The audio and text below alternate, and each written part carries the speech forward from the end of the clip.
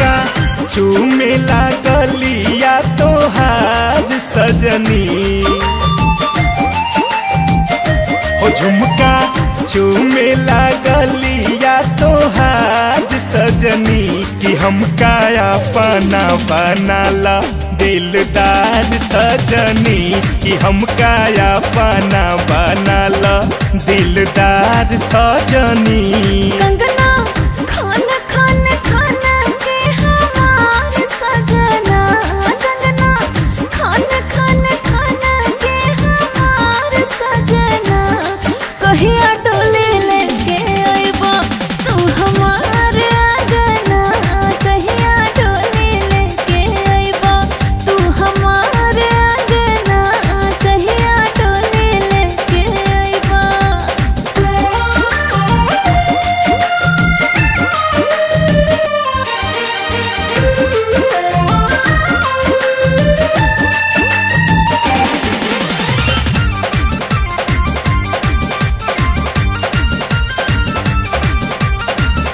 मुखड़ा तोहार जैसे लागेला चनावा, लागेला कटार गोरी तोहरो नया नावा।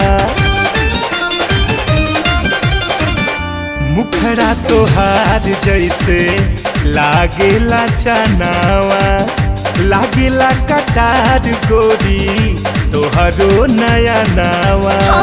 एने ओने बहुते तोहर झाकेला नया नवा, एने में ओइसन राजा देखना सपनवा कि जनवा मारेला हम के तोहार झुलनी, जनवा मारेला हम के तोहार झुलनी कि हमका अपना बनाला दिलदार सजनी कि हमका अपना बनाला दिलदार सजनी कि हमका अपना बनाला।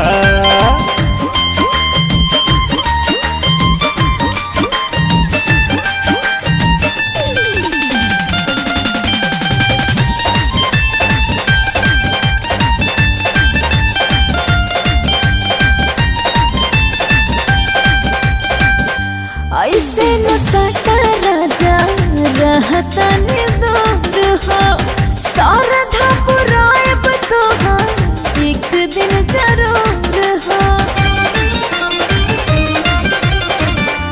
ऐसे न सटा राजा रहता ने दूर हो, सारधा पुरायब तोहार एक दिन जरूर हो। हाँ केसिया तोहार जैसे लागेला नगनिया, लागे रसदार तोहरी चढ़ली जवनिया।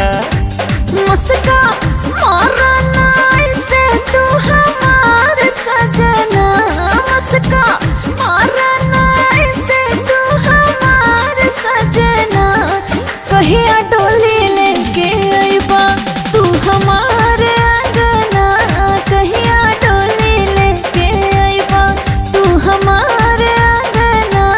हमका अपना बनाला दिलदार सजनी कहिया डोली